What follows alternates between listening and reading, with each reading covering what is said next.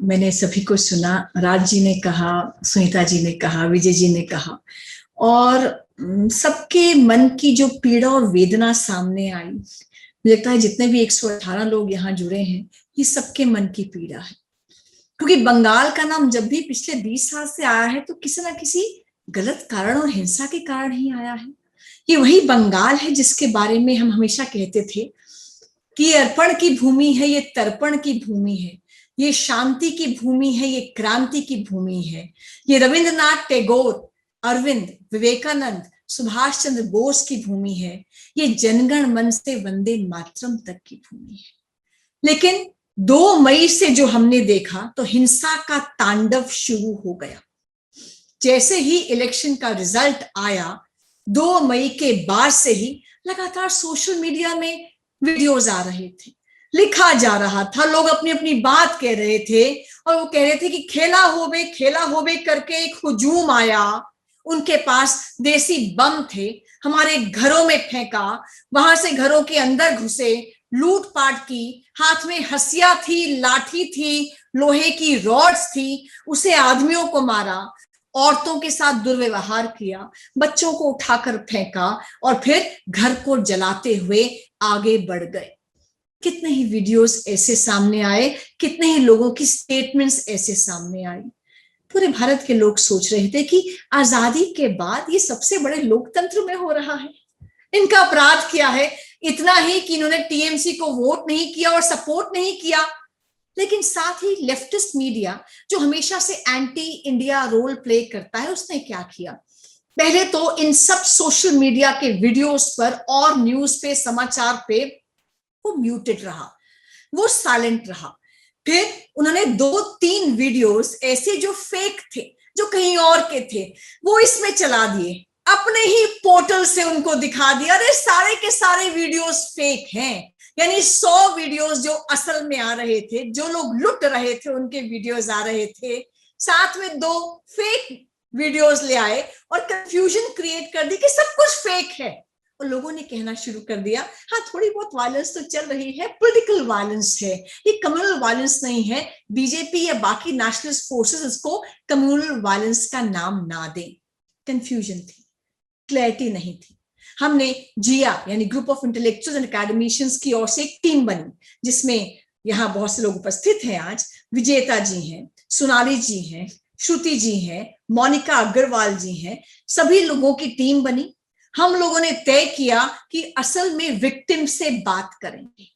हमने 100 से अधिक विक्टिम से बात की, उनके इंटरव्यूज, उनकी statements, audio recording, video recording किए, जो सब हमारे पास है।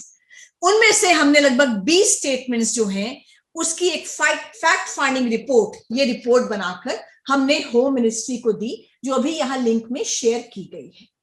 हमने इसमें क्या कहा? हमने इसमें कहा कि ये एक टारगेटेड वायलेंस थी, ये एक सोची समझी साजिश थी। ये साजिश थी, वहां स्टेट स्पॉन्सर्ड वायलेंस थी, टीएमसी वहां के लोगों के द्वारा। किस लिए थी? कि जिसने टीएमसी को सपोर्ट नहीं किया, वोट नहीं किया, जिसने टीएमसी के अलावा चाहे वो सीपीएम का साथ दिया हो, कांग्रेस का साथ दिया हो, छुटपुट वो घटनाएं, पर मेजरली जो घटनाएं हुई वो बीजेपी, आरएसएस और हिंदुओं के अगेंस्ट में हुई, जिन लोगों ने वोट और सपोर्ट टीएमसी को नहीं किया, बीजेपी को दिया। विशेषकर जो एससी एसटी कम्युनिटी है, जो मार्जिनलाइज सेक्शंस हैं, वल्नरेबल सेक्शंस हैं, उनके खिलाफ ये सब घटनाएं हुई हैं, क्योंकि उन्होंने इस बार बीजेपी की ओर उनका झुकाव था।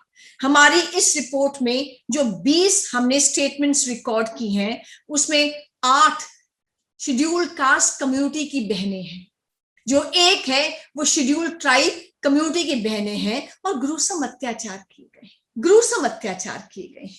इसमें हमने बताया कि कैसे हमारे विक्टिम्स ने स्टेटमेंट्स में कहा कि खेला होवे करके भीड़ आई। हमें नहीं समझ आया ये क्या हो रहा है, अभी तो इलेक्शन का रिजल्ट ही आया था, टीएमसी जीती थी, बड़प्पन दिखाना चाहिए था ना। वो भीड़ आई, भीड़ हमारे घरों में घुस गई, और कहते हैं आपने वीडियोस देखा होगा, उन्होंने हमें फोटोग्राफ्स भेजी कि लोगों ने हमारा घर तोड़ दिया, जो थोड़ा बहुत घर में सामान था उसको लूट लिया या जला लिया, औरतों के साथ व्यभिचार किया, आदमियों को मारा, सब कुछ पुलिस के सामने हुआ। पुलिस के लोग वहीं खड़े थे, मूक दर्शक थे, कुछ नहीं बोल रहे थे। प्रशासन चुप था, पुलिस चुप थी। उसके बाद कंप्लेंट भी नहीं ली गई। तोड़फोड़ की, मार काट की, किसी के सिर पर डंडा मिला, किसी के कपड़े फाड़े गए, किसी के बच्चे को उठाकर फेंका गया, धमकी दी कि जान से मार देंगे। पुलिस स्टेशन गए, पुलिस ने 3 बातें कही। पुलिस ने कहा कोविड है, बाद में आना। पुलिस ने कहा कंप्लेंट करने क्यों आए हो? अच्छा आए हो तो 4 लाइनों में 1 पेज की कंप्लेंट दे दो। और नहीं तो पुलिस ने वहीं से टीएमसी को फोन कर दिया, टीएमसी के लोग वहीं पहुंच गए, इनके खिलाफ काउंटर केसेस फाइल हो गए जो हमारे पास हैं, इनकी कंप्लेंट्स फाइल नहीं हुई। हस्बैंड्स को घर से भागना पड़ा क्योंकि उनको मार दिया जाता। आज ये विक्टिम्स रो रो के हमें कहती हैं, हम सबको कहती हैं फोन करके, दीदी हमारे पति को वापस ले आओ। 5 साल का बच्चा है, घर में कब से हम अकेले बैठे हैं, 20 दिन हो गए हैं, राशन भी नहीं है, रोज रात को पत्थर मारा जाता है। हमारे पति को वापस ले आओ, हमें सुरक्षा दे दो, हमें राशन दे दो। हम जिंदगी में दोबारा वोट नहीं डालेंगे, हम किसी को वोट नहीं डालेंगे। अपराध तो इतना ही था ना कि बीजेपी किया था, इसलिए हमें माफ कर दो। ये हमारा स्टेटमेंट नंबर 3 है। मैं नाम नहीं लूंगी, उसका नाम अभी भी मेरे जहन में कौंधता है। शेड्यूल्ड ट्राइब की महिला है, 29 साल की महिला है, लव मैरिज की थी उसने, ना मायके ने उसको अडॉप्ट किया, ना ससुराल ने अडॉप्ट किया उसको, दोनों ने छोड़ दिया, हस्बैंड के साथ रह रही थी। आज खाने पीने को कुछ नहीं। हमने उसकी कंप्लेंट ह्यूमन राइट्स कमीशन में फाइल की। ह्यूमन राइट्स कमीशन ने वहां पुलिस में डीजीपी को, चीफ सेक्रेटरी को लिखा कि इमीडिएटली राशन पहुंचाओ, सुरक्षा पहुंचाओ, कॉम्पनसेशन पहुंचाओ, शेड्यूल्ड ट्राइब की महिला है। अब तक कुछ नहीं हुआ। उल्टा घर में लोग पहुंच गए कहने के लिए, तुम कंप्लेंट करती हो ह्यूमन राइट्स कमीशन में, अपनी कंप्लेंट को विड्रॉ करो वरना हस्बैंड कभी घर में आ नहीं पाएगा। काउंटर केसेस हस्बैंड के खिलाफ फाइल हुए हैं 307 में, अटेम्प्ट टू मर्डर में, outraging the modesty of women में, कि महिलाओं के साथ इसने बर्बरता की। ऐसे केसेस। हमारा चैप्टर नंबर 1 है, शेड्यूल्ड कास्ट की महिला है, दादी है वो, उसके पति का भी पीछे देहांत हुआ था कुछ समय पहले, और जो पत्नी है वो बीजेपी करती थी। वहां ऐसा ही बोलते हैं, हम बीजेपी करते हैं, वहां बीजेपी करती थी। 150 लोग उसके घर पर पहुंचे, स्पेशली वहां से जो रोहिंग्या और बाकी मुसलमानों को लाया गया, उसके साथ वहां पर बलात्कार किया गया। 6 साल का बच्चा चारपाई के नीचे था और सब कुछ देख रहा था। उस बच्चे का हाल सोचो, उस दादी का हाल सोचो। उसके बाद उसको जहर दे दिया गया। आज अपोलो हॉस्पिटल में है, वहां पर हॉस्पिटल पुलिस लेकर नहीं जा रही थी, जगह जगह घुमाते गए। हॉस्पिटल जब गए, हॉस्पिटल से लेने से मना कर दिया। आज हॉस्पिटल में है और मौत से जूझ रही है। कंप्लेंट फाइल की, लेकिन पुलिस का वही रवैया है, ठीक है एफआईआर लॉन्च हो गई है, पर नरेशन ऑफ इवेंट्स नहीं रहते कि कल को ये एफआईआर जब कोर्ट में जाएगी वो स्टैंड ही नहीं कर पाएगी कि नरेशन ऑफ इवेंट्स नहीं है कि एग्जैक्टली हुआ क्या था, सारे एक्यूज थे तो कौन से थे, कितने केसेस बयान करें। चैप्टर नंबर 2, 17 साल की लड़की बीजेपी करती थी, बीजेपी उसको अच्छी लगती थी। इलेक्शंस के बाद वो अपनी नानी के यहाँ गई अपनी सहेली के साथ, वापस लौट रही थी तो उसको रोक लिया गया। एक गैंग ने बोला तू हिंदू की बच्ची है, अब हमारा पार्टी आ गया है, तुझे दिखाते हैं हम क्या है। गैंग रेप किया गया 17 साल की बच्ची के साथ। एफआईआर लॉन्च हुई, नरेशन ऑफ इवेंट्स नहीं होते उसके अंदर, कल को स्टैंड कर पाएगी वो एफआईआर। लगातार धमकी मिल रही है कि इस कंप्लेंट को विड्रॉ करो। पुलिस भी आती है, कॉम्प्रोमाइज कर लो। इनमें कॉम्प्रोमाइज होता है ऐसे केसेस में क्या?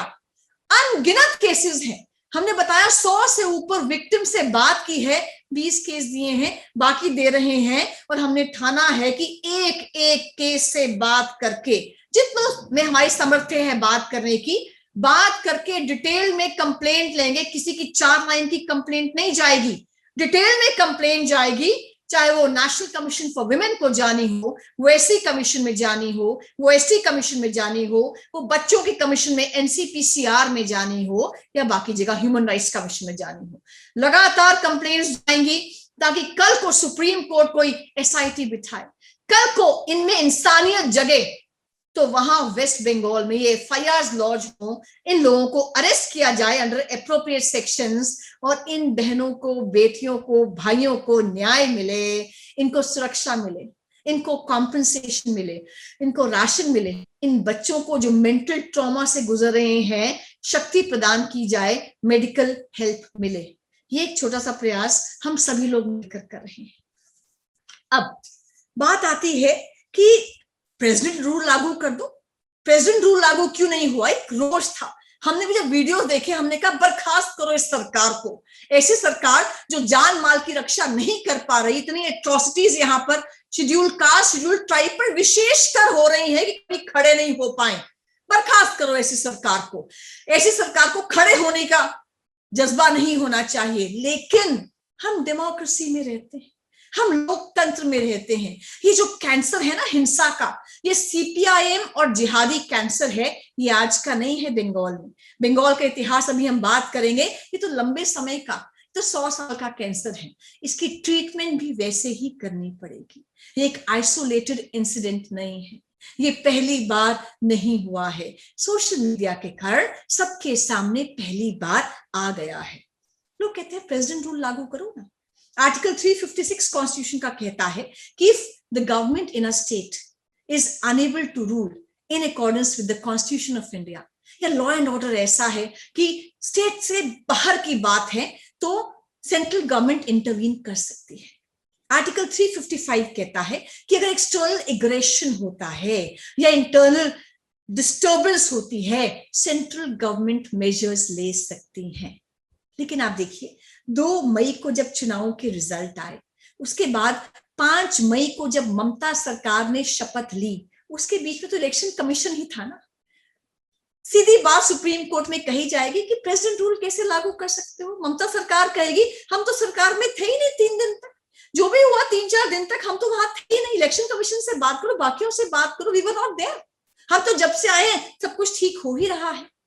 होता क्या है कि ऐसे एब्रप्ट जो मेजर्स हैं वो डिक्टेटोरियल गवर्नमेंट्स में हो सकते हैं, पर आज के समय में नहीं हो सकते। तो सेंट्रल गवर्नमेंट ने क्या किया? सेंट्रल गवर्नमेंट ने जो कर सकते हैं कॉन्स्टिट्यूशन के अंडर, वो मिनिस्ट्री ऑफ होम अफेयर्स की एक टीम बनाई, वहां पर भेजी, वहां से एक फैक्ट फाइंडिंग रिपोर्ट ली। उसके बाद जो चीफ सेक्रेटरी है उसको तलब किया गया, उसके खिलाफ एक्शन किया गया कि तुम लोग कर क्या रहे हो वहां पर। ऐसे ही कई सारे एक्शंस लेकर आप देखिए जबरदस्त प्रेशर आज की डेट में है। कितने 150 से ऊपर एम्बेसडर्स ने, लेफ्ट जो आर्मी पर्सन्स हैं, ब्यूरोक्रेट्स हैं, लिखा उन्होंने प्रेसिडेंट ऑफ इंडिया को, जो अपॉइंटिंग अथॉरिटी होती है, कि क्या हो रहा है बंगाल में, इतना अत्याचार, प्लीज कुछ कीजिए, प्लीज इंटरवीन। 2000 से ऊपर महिला एडवोकेट ने चीफ जस्टिस ऑफ इंडिया को लिखा कि प्लीज इंटरवीन। वहां सेक्सुअल असॉल्ट हो रहे महिलाओं के ऊपर, कोई बात करने वाला नहीं है, पूछने वाला नहीं है। हमारी फैक्ट फाइंडिंग रिपोर्ट आई है जो हमने होम मिनिस्ट्री को दी है। सीबीआई ने भी वहां लगभग 3 मिनिस्टर्स को, एक्स मिनिस्टर्स को जैसे ही बुलाया बातचीत के लिए सीबीआई दफ्तर में, तो बौखला गई ममता बनर्जी और सीधा वहां दफ्तर में पहुंच गई कि हो क्या रहा है। जैसे ही चीफ सेक्रेटरी को नोटिस आया डेपुटेशन पे सेंट्रल गवर्नमेंट में आ जाओ, रिटायर होना पड़ा उसको, एडवाइजर के रोल में आना पड़ा। तो प्रेशर तो जबरदस्त बिल्ड हो रहा है। जो हमारे हाथ में है, हमें अवेयरनेस क्रिएट करनी है कि दोबारा ये जो इनकी मानसिकता के हिसाब से ये करते हैं ना, इस कैंसर का भी इलाज हो और साथ में ऐसी जो घटनाएं हैं वो दोबारा ना हो सके। अगर हम बात करते हैं कि जब जब बंगाल से ऐसी समाचार आता है तो हिंसा का समाचार क्यों आता है, अच्छे समाचार क्यों नहीं आ पा रहे हैं, लगातार हिंसा की बात क्यों आती है, पूरा देश उद्वेलित क्यों हो जाता है। तो मैं अगर ब्रीफ में कहना चाहूं तो आइए मैं आपसे बात करती हूं कि बंगाल का विभाजन एक बार नहीं हुआ, 1947 में नहीं हुआ, बंगाल का विभाजन तो 3 बार हुआ। लगातार जब जब विभाजन हुआ तब तब वहां से हिंदू शरणार्थी होकर भागा, विस्थापित हुआ और आज तक स्थापित नहीं हो पाया। आप देखिए 1905 में बंगाल का विभाजन अंग्रेजों ने किया। एडमिनिस्ट्रेटिव रीजन पे हम विभाजन कर रहे हैं ऐसा कहा गया, कम्युनल लाइंस पे विभाजन किया गया, रिलीजियस ग्राउंड्स पे विभाजन किया गया। ईस्ट बंगाल जो होगा वो मुस्लिम मेजॉरिटी एरिया है, वो अलग होगा, और जो वेस्ट बंगाल होगा वो हिंदू मेजॉरिटी एरिया, वो अलग होगा। पूरे देश ने इसका प्रतिकार किया, विरोध किया। अंग्रेजों ने इस विभाजन को वापस किया अनडू किया, विड्रॉ किया, लेकिन अपना वहां से कैपिटल भी शिफ्ट करके दिल्ली में आ गए और मुस्लिम लीग को वहां छोड़ गए कि खुला हैंड है आपके पास, जो चाहो करें। तब भी जब ये सब हुआ तो हिंदू ईस्ट बंगाल से उठकर वेस्ट बंगाल की ओर आ गया। उसके बाद 1947 में ईस्ट पाकिस्तान बना, बांग्लादेश नहीं था। जब विभाजन हुआ तो ईस्ट पाकिस्तान और वेस्ट पाकिस्तान में हुआ, जिसको आज पाकिस्तान कहते हैं, आज बांग्लादेश कहते हैं। तो ईस्ट पाकिस्तान बना 1947 में बना। पर 1946, 1947, 1948 डायरेक्ट एक्शन हुआ। 1946 में 16 अगस्त 1946 को ऐसा डायरेक्ट एक्शन हुआ, करो या मरो, हमें मुस्लिम मेजॉरिटी एरिया को अलग देश चाहिए, हमें पाकिस्तान चाहिए। जिन्ना की कॉल पे, मुस्लिम लीग की कॉल पे हजारों लोगों को मार दिया गया है। जो हिंदू है वो मरेगा, जो हिंदू महिला है उसके साथ वही भी चार होगा। इतना जबरदस्त अत्याचार उन एरिया से, बंगाल के एरिया से हिंदू भाग और विस्थापित हुआ। उसके बाद 1971 में जब ईस्ट पाकिस्तान बांग्लादेश बना, तब उसने इमीडिएटली अपने आप को इस्लामिक राष्ट्र घोषित कर दिया। तुम काफिर हो, तुम यहां नहीं रह सकते, अपनी बेटियों को, बहुओं को यहां छोड़ दो, तुम निकल जाओ। फिर हिंदू भागा वहां से, फिर कट्टरता के सामने उसको भागना पड़ा, पलायन करना पड़ा और अपने ही देश में वो तीसरी बार रेफ्यूजी हो गया। सरकारें आई ना, 3 तरह की सरकारें आई 1947 के बाद स्वतंत्र भारत में। जितनी भी सरकारें आई, पहले कांग्रेस की गवर्नमेंट आई, फिर सीपीआईएम की गवर्नमेंट आई, फिर ममता बनर्जी की टीएमसी आई, किसी ने भी विकास पर काम नहीं किया, शिक्षा रोजगार पर काम नहीं किया, घुसपैठ आती रही। आइए, आप हमारे वोट बैंक हैं। तुष्टीकरण की नीति एडॉप्ट करते रहे। हिंदू शरणार्थी वो तो बोझ है, उनके लिए बातचीत चलती रही, चर्चा चलती रही, नीति निर्धारित नहीं हो पाई। और इसमें से मेजरली एससी एसटी कम्युनिटी के हमारे भाई बहनें और बच्चे। कांग्रेस, सीपीआईएम, ममता बनर्जी, धीरे धीरे जैसे घुसपैठ बढ़ती गई, आज की तारीख में 27% मुस्लिम पॉपुलेशन हो गई। जितने भी नीतियां बनी वो इस प्रकार से बनी कि जो बांग्लादेश से आ रहा है वो वोटर है, जो शरणार्थी विस्थापित होकर यहाँ पर हिंदू शरणार्थी है, उसको वापस जाना पड़ेगा। आप देखिए, घटनाएं देखिए। कांग्रेस ने 1947 से 1977 तक 30 साल तक राज किया, असंतोष रहा, विकास नहीं था, शिक्षा का कोई प्लान नहीं था, रोजगार नहीं थे, नक्सलवादी आंदोलन भी शुरू हो गया, कम्युनिस्ट जबरदस्त हिंसा पर आए, कांग्रेस ने हिंसा से प्रतिकार किया। तो जो काडर था ना, चाहे वो कम्युनिस्ट काडर था, चाहे वो कांग्रेस काडर था, बंगाल में हिंसा का जवाब हिंसा का होगा, लाल सलाम का जवाब उतना ही प्रतिकार से होगा। काडर और कार्यकर्ता हिंसक और बर्बर बनता गया। धीरे धीरे कांग्रेस पीछे हुई, दुर्बल हुई और सीपीआईएम की सरकार आ गई। 1977 से 2011 तक सीपीआईएम की सरकार रही। विचारधारा में तो है ही हिंसा। अब चाइना को देखिए, कंबोडिया को देखिए, रशिया को देखिए, करोड़ों लोगों को इसलिए मार दिया गया, उन्होंने सरकारों का और विचारधारा का केवल विरोध किया, मार दिया गया, लापता हो गए। वही काम सीपीआईएम ने किया। यहाँ लोकतंत्र तो रहता ही नहीं है जहां कम्युनिस्ट की सरकार रहती है। फ्री स्पीच का मतलब नहीं है, विरोध और डिसेंट करोगे तो समाप्त हो जाओगे। नीति कैसी थी? भारत का विरोध, केंद्र का विरोध, हिंदू का विरोध। पार्टी पहले, प्रशासन बाद में। पार्टी ने केवल समाज के ठेके, सड़कें कहां बनेगी, ठेकेदार कौन होगा, यूनियन कहां कहां आएगी, कौन का रोजगार चलेगा, कौन सी इंडस्ट्री चलेगी, कौन सी इंडस्ट्री बंद हो जाएगी, रेट क्या तय होंगे, केवल समाज जीवन को रेगुलेट और कंट्रोल नहीं किया, व्यक्ति के जीवन को भी किया। व्यक्ति कौन सा समाचार पत्र लेगा, वो क्या देखेगा, वो क्या बोलेगा, वो क्या सोचेगा। Intercaste marriage, inter religious marriage करनी है, करेगा कि नहीं करेगा, वो आर्ट क्या बनाएगा, वो पेंटिंग क्या बनाएगा, वो पिक्चर क्या बनाएगा, वो पोस्टर क्या बनाएगा, घर की मरम्मत कैसे होगी, किस कारीगर को, किस ठेकेदार को ठेका दिया जाएगा, ये सब कम्युनिस्ट पार्टी कंट्रोल करती रही। कम्युनिस्ट पार्टी के राज में जबरदस्त हत्याकांड हुए, ऐसे हत्याकांड जिन्होंने भारत की आत्मा को झकझोर दिया। मरी झांपी हत्याकांड जनवरी 1979 में बांग्लादेश से विस्थापित होकर लोग रह रहे थे, वापस आ गए थे कि हम तो हिंदुस्तानी थे, हिंदुस्तानी बाहर गए, बांग्लादेशी हो गए, और आज हम वापस अपने हिंदुस्तान में रहने के लिए आ रहे हैं। सीपीआईएम, आपने कहा था वोट दो, हम तुम्हें यहाँ की नागरिकता देंगे, हमारी मदद करो। जलियांवाला कांड जैसा कांड किया गया। 1979 जनवरी में आसपास से पुलिस ने मरिया झापी में इन हिंदू विस्थापितों को घेर लिया, गोलियों से भून दिया, नावों में भागने की कोशिश की, उन नावों के ऊपर गोलियां चला दी, बहुत से लोग नदी में कूद गए, जहां मगरमच्छ थे, मगरमच्छ ने खा लिया। अनंत मार्गी हत्याकांड, अप्रैल 1982, एक एजुकेशनल कॉन्फ्रेंस थी सन्यासियों की। दे वर अ वेरी पावरफुल ग्रुप। पूरी भारत से बंगाल में एजुकेशनल कॉन्फ्रेंस हो रही थी, सन्यासी सन्यासिन वहां आ रहे थे, आनंद मार्गीज। जैसे ही वो पुल के ऊपर पहुंचे, सेतु के ऊपर पहुंचे, दोनों साइड से सेतु को रोक दिया गया। उनकी टैक्सीज का पूरा जो काफिला था वो उस ब्रिज के ऊपर था। टैक्सी से निकाल कर बाहर किया गया, पेट्रोल डालकर आग लगा दी गई। सन्यासी सन्यासी ने वहीं जलकर भस्म हो गए हजारों लोगों के सामने। सैनबाड़ी हत्याकांड 1970 में हुआ, जब कांग्रेस सरकार सत्ता में थी, लेकिन सीपीएम ने क्या किया? ये सैन परिवार था, ये कांग्रेस को सपोर्ट करता था। सैन दो भाई थे, उन दोनों भाइयों को परिवार के सामने हत्या कर दी, चाकू मारकर हत्या कर दी। मां से कहा चावल बना, मां ने चावल बनाए, उन बच्चों के खून को चावल में मिलाया, उस मां को खिलाया। मां पागल हो गई, विक्षिप्त हो गई, 10 साल के बाद मरी, और तब तक पागलों की तरह ही घूमती रही।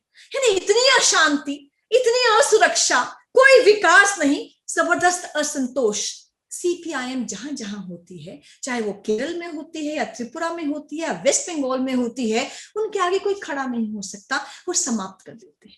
और यहाँ जब दिल्ली में आते हैं, वो फ्रीडम स्पीच की बात करते हैं, दिल्ली यूनिवर्सिटी में फ्रीडम स्पीच की बात करते हैं। इनका असली रंग देखना हो वहां देखो, जब ये सत्ता में आते हैं, ये आपके जीवन जीने के एक राइट को ही समाप्त कर देते हैं। लोगों में असंतोष था, लोग बदलाव चाहते थे सीपीआईएम से। किसको वोट दे? ममता बनर्जी खड़ी हुई सीपीआईएम सरकार के खिलाफ, नंदीग्राम में खड़ी हुई। नंदीग्राम में एक स्पेशल इकोनॉमिक जोन खड़ा करना चाहते थे सीपीआईएम की सरकार। एक मल्टीनेशनल कंपनी को उसका ठेका भी दे रखा था, किसानों की जमीन ली थी, पैसा देकर किसानों को। ममता बनर्जी खड़ी होगी कि यहां एक प्राइवेट SEZ नहीं बनेगा, स्पेशल इकोनॉमिक जोन नहीं बनेगा। सीपीएम ने इतनी इंटॉलरेंस थी, किसानों को गोलियों से भून दिया, एक के ऊपर ऐसी लाशें बिछाई गई कि उन लाशों को जलाने वाला कोई नहीं मिला। ममता बनर्जी सरकार में आ गई, इस हिंसा के बल पर ही सरकार में आ गई। जब सत्ता में आई तो सीपीआईएम का जितना ये लाल काडर था, जो हिंसक काडर था, जो लाल सलाम बोलता था, ये सब ममता की टीएमसी में आ गया।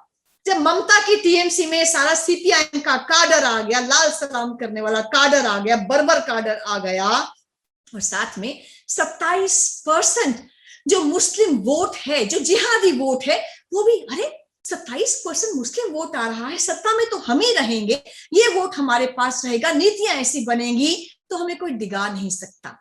तो एक तरफ तो लाल काडर सीपीआईएम का, एक तरफ कट्टर जिहादी मानसिकता के लोग, ये बनी टीएमसी। और टीएमसी ने जो उसके बाद अपना रंग दिखाया, सरस्वती पूजा नहीं, ये तो हराम है, सरस्वती पूजा स्कूल्स में नहीं हो सकती, ऑब्जेक्शन आएगा। दुर्गा पूजा नहीं हो सकती, ऑब्स्टिकल्स आएंगे, हाई कोर्ट से ऑर्डर्स लेने पड़ेंगे। बंगाली टीचर नहीं है सिलीगुड़ी के पास, उर्दू टीचर भेज दो। अरे तुम विरोध करोगे, स्टूडेंट्स को गोलियों से भून दिया जाएगा। 2 स्टूडेंट्स को गोली मारकर हत्या कर दी गई। Anti centre policy, anti Modi policy, anti Hindu policy, ये डीएनए में आ गई। 3 बड़े दंगे हुए जो सोशल मीडिया ने बताए, मीडिया चुप रहा।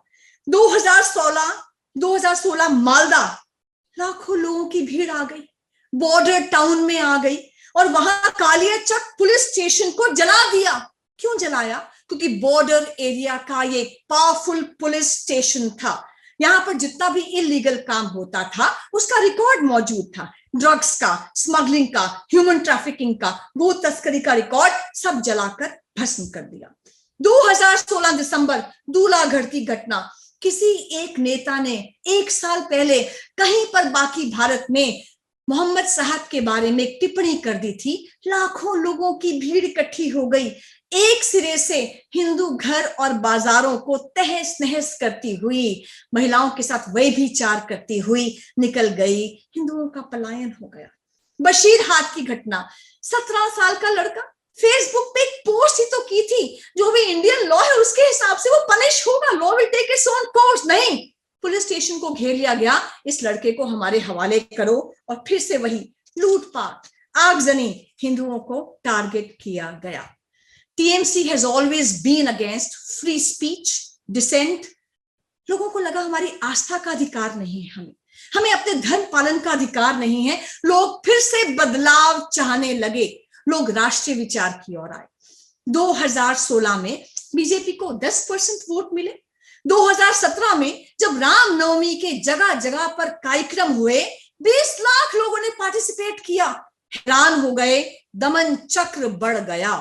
2018 के पंचायत समिति के चुनाव में इतनी दहशत फैलाई गई कि 34% सीट्स अनकंटेस्टेड जीत गई टीएमसी। बाकी 66% जो सीट्स थी उसमें 20% से अधिक सीट्स बीजेपी को मिली। दहशत टीएमसी की, ममता बनर्जी की बढ़ती गई। हिंदुस्तान से बंगाल में कोई नहीं आएगा, कोई भी राष्ट्रवादी नेता आएगा, उसका हेलीकॉप्टर लैंड नहीं कर सकता, वो एंटर नहीं कर सकता, उसकी सभा को अनुमति नहीं मिलेगी, सभा होगी तो पत्थर मारे जाएंगे। जितने भी विद्या भारती के स्कूल हैं, बंद करो इन स्कूल्स को। इस प्रकार के फतवे जारी होने लगे। 2018 में लोकसभा में बीजेपी को 18 सीट्स मिली। हैरान रह गए, परेशान हो गए।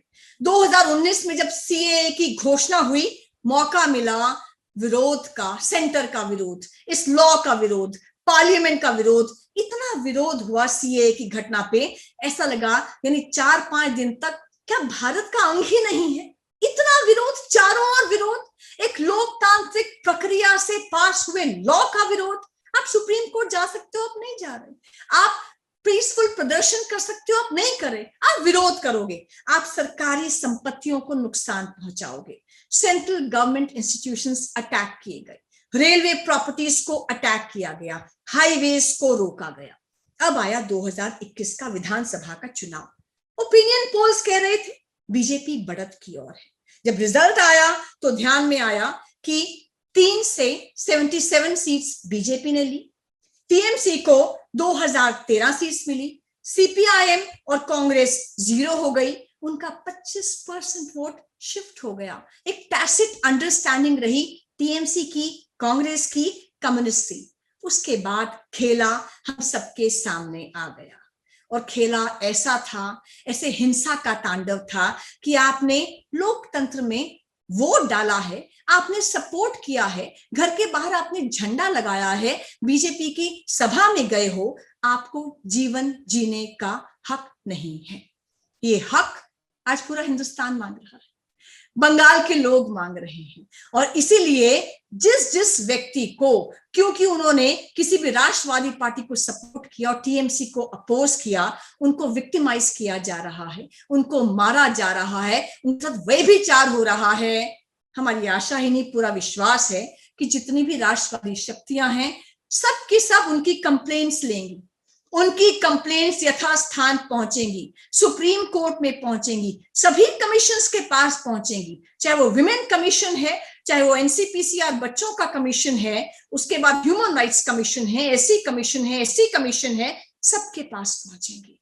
और इन कंप्लेंट्स पे आज नहीं तो कल जब एफआईआर लॉन्च होंगी, ट्रायल चलेगा, अपराधी जेल में होगा, इनको सुरक्षा भी मिलेगी, कॉम्पेंसेशन भी मिलेगी, और जितनी भी प्रताड़ना हुई है ये दोबारा घटित नहीं होगी। इसलिए फैक्ट फाइंडिंग रिपोर्ट आपके सामने है, मुझे आशा है आप सब इसको पढ़ेंगे, और इसमें जो भी हम कर सकते हैं, प्रश्न उठता है हम क्या कर सकते हैं। मेरे सामने सब प्रोफेसर्स हैं, सब बुद्धिजीवी हैं, आप लोग तो ऐसे हैं जो विचार परिवार के लोग हैं, जो जब बोलते हैं तो दुनिया सुनती है। आप लिख सके तो लिखें, आप बोल सके तो बोलें, आप कोई म्यूजिक कंपोजर हैं तो म्यूजिक कंपोज करें, आप गा सकते हैं तो गाएं, जो यंग जनरेशन है वो रैप बना सके, रैप बनाए। जिस तरह से भी आप बंगाल का जो तांडव चल रहा है उसके ऊपर जागृति कर सकें, घर में बात करें ना, रिलेटिव्स में बात करें, दोस्तों में बात करें, सहेलियों में बात करें। लोगों को नहीं पता, जो मेन स्ट्रीम मीडिया है वो चुप है इसके ऊपर। पर आज जब सोशल मीडिया बोलेगा और राष्ट्रवादी मीडिया बोलेगा तो दुनिया को सुनना पड़ेगा, उनको एक्ट करना पड़ेगा। Hindu lives matter, democratic lives matter, those who dissent they also matter. बहुत बहुत धन्यवाद। Thank you very much ma'am. आपने सही कहा कि सोशल मीडिया बहुत बड़ी भूमिका निभा रहा है आज, और सोशल मीडिया के माध्यम के थ्रू ही इस वक्त हम आपसे बात कर पा रहे हैं, आपको सुन पा रहे हैं, और आने वाले समय में भी इसी तरह से एक बहुत बड़े पब्लिक ओपिनियन का एक निर्माण होगा, और निश्चित रूप से वो पॉलिसी मेकिंग को भी प्रभावित करेगा। आगे जाके जिस तरह से सरकार जो भी निर्णय लेगी है, जो भी वो होगा, उसका हमें इंतजार रहेगा।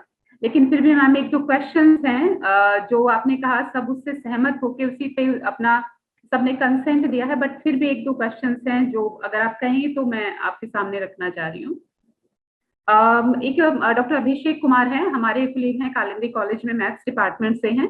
उनका ये कहना है कि जो डायरेक्ट एक्शन डे आपने 1946 और 47 की बात की थी, तो क्या ये पार्ट 2 है? हालांकि आपने कहा था कि this is already part 4, 3 part हो चुके हैं। तो वो यही कहना चाह रहे हैं क्योंकि उनके पूर्वजों ने, जैसा उन्होंने कहा कि वो चीज खुद झेली है, तो क्या ये उसी के कंटिन्यूएशन में एक और पार्ट जुड़ गया है क्या?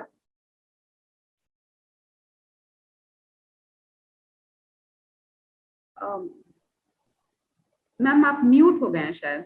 जी देखिए, डायरेक्ट एक्शन अगर 16 अगस्त 1946 को हुआ था कि हमें पाकिस्तान चाहिए, आप सब यहां से जाइए, बंगाल ने उसके बाद कई डायरेक्ट एक्शन देख लिए, लेकिन वो एक ग्रुप के साथ हुए या एक एरिया में हो, चाहे वो मरिया झापी का हुआ, चाहे वो उसके बाद बशीर हाट का हुआ, मालदा का हुआ, दूलागढ़ का हुआ, ऐसे कई डायरेक्ट एक्शन हुए, पर वो खबर दिल्ली तक आते आते समय लगा। इस बार जो हिंसा हुई वो राज्य व्यापी हुई। इस बार जो हिंसा हुई उसने ध्यान किया कि बीजेपी बढ़त बढ़ा रही है, यहाँ हिंदू आगे बढ़ रहा है, राष्ट्रवादी शक्तियां आगे बढ़ रही हैं। इसको कहते हैं शुद्धिकरण करना, पॉलिटिकल पर्ज, यानी केवल और केवल हम रहेंगे। अगर तुम हमारे खिलाफ बोलोगे तो तुम्हें रहने की भी यहाँ पर इजाजत नहीं है। ये जो टिपिकल कम्युनिस्ट और जिहादी मानसिकता है ना, ये डायरेक्ट एक्शन से भी आगे जाकर है। ये है कि आपको मालूम है इनके राशन कार्ड छीन लिए गए हैं, इनके आधार कार्ड छीन लिए गए हैं, इन्हें कहा गया है कि तुम्हें, गरीब लोग हैं, 3-4 हजार रुपया, 5,000 रुपया महीने में परिवार चलता है। आप जाकर देखिए बंगाल में, वहां बिहार से अधिक गरीबी है। राशन कार्ड ले लिया जाना मतलब दीदी का राशन है, मोदी जी का राशन चाहिए तो वहां जाकर राशन लो, राशन कार्ड नहीं दे रहे हैं। आधार कार्ड छीन लिया गया कि अपने तुम प्रूफ ऑफ आइडेंटिटी दिखाने में तुम्हें वर्षों लग जाएंगे, तुम प्रूफ कैसे करोगे तुम यहाँ के नागरिक हो। लोग भाग गए हैं, वापस आने की एक्सटॉर्शन मनी मांग रहे हैं उनसे, अपने घर में वापस आना है तो इतने लाख हमें दो, तब जाकर तुम यहाँ आ पाओगे, बहू बेटियों को रात को हमारे घर भेजो, उसके बाद ही तुम यहाँ आ पाओगे। इतना बुरा हाल है वहां पर। ये डायरेक्ट एक्शन तो एक बार हुआ था कि मैं पाकिस्तान चाहिए, ये है कि अगर तुम्हें रहना है तो तुम्हें टीएमसी का झंडा उठाना पड़ेगा, तुम तिलक नहीं लगा सकते, तुम सरस्वती पूजा नहीं कर सकते, तुम यहाँ पर दुर्गा पूजा नहीं कर सकते, तो तुम्हें उर्दू पढ़नी पड़ेगी, केवल बंगाली की बात नहीं है। इस प्रकार का ये जिहाद है। आप विक्टिम से बात कीजिए, आप विक्टिम्स की स्टेटमेंट्स लीजिए, वो बेचारे ऐसे हैं जो एक एक बात आपको बताएंगे। पुलिस वहीं खड़ी है, पुलिस के सामने सब कुछ हो रहा है, कंप्लेंट लॉन्च नहीं कर रहे हैं, कंप्लेंट करने से पहले टीएमसी को बुला रहे हैं और काउंटर एफआईआर लॉन्च कर रहे हैं। तो this is much more than that. इसीलिए प्रेसिडेंट रूल के अलावा सब कुछ हो रहा है। अगर आप पब्लिक डोमेन में जितनी इंफॉर्मेशन आप देखेंगे, प्रेसिडेंट रूल के अलावा एक एक तरीका जो सेंट्रल गवर्नमेंट कर सकती है डेमोक्रेसी और फेडरलिज्म को ध्यान में रखते हुए, सब कुछ हो रहा है और कोशिश हो रही है कि इसका दोबारा से रिपीट ना हो पाए। इतनी हिंसा आप देखिए, कई स्थानों पर जीत हार हुई थी बंगाल इलेक्शंस के साथ, केवल यही ऐसा हो रहा है तो जीत गए थे, इनको आवश्यकता क्या थी ये सब करने की? ये है सबक सिखाना, स्पाइन तोड़ना, बैक तोड़ना, कि यहां पर एक की बैक तोड़ो तो पूरा परिवार हिम्मत ना कर पाए दोबारा टीएमसी के विरोध में खड़ा होने के लिए। जैसे वो माओ की थी ना कल्चरल रेवोल्यूशन, चाइना हुई, कंबोडिया में हुई, यूएसएसआर में हुई, this is that revolution. You don't have right to live if you stand against us. जो केरला में भी आप देखिए कितनी बर्बर हत्याएं होती हैं, यहाँ केवल गोली नहीं मारते, यहाँ केवल खत्म नहीं करते, वो इस प्रकार से मारते हैं कि दुनिया देखे और दोबारा खड़े ना हो पाए। This is like ISIS। Monika, क्या सुनील जी, प्रोफेसर सुरेश चौधरी जी हमारे एडवाइजर भी हैं CSD के, वो प्रश्न करना चाह रहे हैं, एक बार अनम्यूट करें उनको। Professor Suresh Chaudhary ji. Professor Suresh Chaudhary head of the department रहे हैं, department of African studies, Delhi university. यह प्रश्न पूछना चाहता है मोनिका जी से।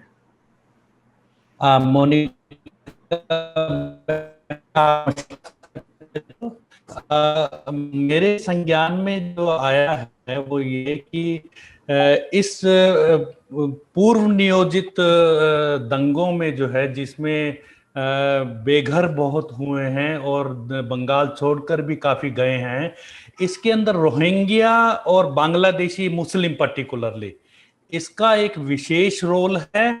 और जब पुलिस के अंदर जो केसेस बन रहे हैं, जो पुलिस प्रशासन जो कि तृणमूल के साथ है, वो भी कोशिश ये कर रहा है पर्टिकुलरली हमारे अनुसूचित जाति और अनुसूचित जनजाति के समुदाय के साथ, कि वो ऐसी असलियत है कि ये रोहिंग्या मुसलमान और बांग्लादेशी मुसलमानों ने जो है वो हिंसा की है, उनके घरों को तोड़ा है। तो इस बारे में अगर आप कुछ और विचार रखना चाहें तो धन्यवाद। ऐसा है कि जो हमें विक्टिम्स ने बताया है, विक्टिम से जब बात हुई, वो बताते हैं, खासकर मैं SC विक्टिम्स की बात कर रही हूँ यहाँ पर, वो बताते हैं कि जो हमारी कॉलोनी थी, उस कॉलोनी के सामने पहले कुछ मुस्लिम भाई रहते थे। धीरे धीरे सपोज वहां 100 घर थे, धीरे धीरे 100 की जगह 200, 300, 400, 500 घर आते गए। ऐसे करके पिछले लगभग 10-15 साल में, उससे पहले भी थे पर जिन लोगों ने हमें बताया, 10-15 साल में वो कॉलोनी बढ़ती गई, बढ़ती गई, बढ़ती गई, बढ़ती गई। सो ऑब्वियसली जो लोग वहां सेटल होकर करने के लिए आए हैं वो कौन है? वो बाहर से आए हैं, कि पहले के लोगों को ये लोग जानते थे। अब जो धीरे धीरे लोग आकर बसते गए, ये बाहर से आए, ये बांग्लादेशी भी हो सकते हैं, रोहिंग्या भी हो सकते हैं, वहां के नहीं है। पर अब 5, 10, 15 साल से जो वहां रह रहे हैं, राशन कार्ड आ गया, आपके आधार कार्ड आ गया, ये वहीं के व्यक्ति हो गए। अब ये हमारे जो विक्टिम्स हैं उन सबको जानते नहीं, पर उन्होंने कहा कि लोकल लोगों के हम नाम बता सकते हैं, कौन खेला होवे करके आया था, और साथ में ये सभी लोग थे। इसका मतलब ये हुआ कि यहाँ सब प्रकार के तत्व आए हैं। पुलिस इस पे कुछ नहीं बोल रही है, पुलिस तो कंप्लेंट ही नहीं ले रही है, पुलिस के सामने सब हो रहा है, पर पुलिस चुप है। हाँ, कोई ऑथेंटिक प्रूफ कि इसमें रोहिंग्या थे, कोई बांग्लादेशी थे, इसमें ऑथेंटिक प्रूफ नहीं होता। कारण क्या है? वो तो यहीं बस गए हैं, इतने सालों से यहीं पर रह रहे हैं। जब 100 घर से 1000 घर और 5000 घर हो जाते हैं, तो वो ऑब्वियस है कि वो लोग बाहर से ही आए हैं यहाँ पर। और ये घटना नहीं, तो पोस्ट पोल वायलेंस है जो सब मीडिया में आ गई है। ऐसी तो घटनाएं कितने एरियाज में कितनी बार हो जाती हैं, जो शायद भारत के सामने नहीं आ पाती। जी मैम, एक क्वेश्चन और सिर्फ लेना चाहेंगे। मोहित कुमार है शिवाजी कॉलेज से, वो थोड़ा सा सुप्रीम कोर्ट की भूमिका पर प्रश्न कर रहे हैं कि एक खास तबके के ऊपर अगर इस तरह के अत्याचार हुए हैं, अगर यही जो धनाढ्य फैमिली थी उसके ऊपर अगर ये अत्याचार होते, इस तरह की घटनाएं होती, तो क्या सुप्रीम कोर्ट इसी तरह से मौन रहती जैसे अभी है, या फिर कुछ और तरह का स्टैंड होता उनका? और इसके अलावा जो SC कमीशन है या बाकी और भी कमीशन है, थोड़ा सा उनकी भूमिका को वो क्वेश्चन मार्क को लगाते हुए कुछ पूछना चाह रहे हैं आपसे। कि सुप्रीम कोर्ट ने संज्ञान लिया है, हाई कोर्ट जो बंगाल की है उसने भी संज्ञान लिया है। SC कमीशन प्रोएक्टिवली वहां जाकर होकर आया है, मई में होकर आया है, रिपोर्ट भी दी SC कमीशन ने। ST कमीशन ने भी कंप्लेंट्स ली हैं, ह्यूमन राइट्स कमीशन NCPCR ने भी, हमने कितनी ही कंप्लेंट्स की हैं, उस पर इमीडिएटली उन्होंने वहां पर इशू किए हैं नोटिसेस और कहा है कि इनको सुरक्षा, राशन, कॉम्पेंसेशन इमीडिएटली दी जाए, क्योंकि इंटरिम मेजर्स का भी प्रावधान रहता है। पर आपकी बात ठीक है कि इंस्टीट्यूशंस शायद कहीं ना कहीं जितने तत्परता से एक्शन लेना चाहिए, अगर वो लेते और 2 मई से ही लेते, और रात को भी ले सकते थे, सुबह भी ले सकते थे, तो कहीं ना कहीं इतनी जाने जो जा रही थी वो बच जाती, पर देरी से सही संज्ञान लिया गया है।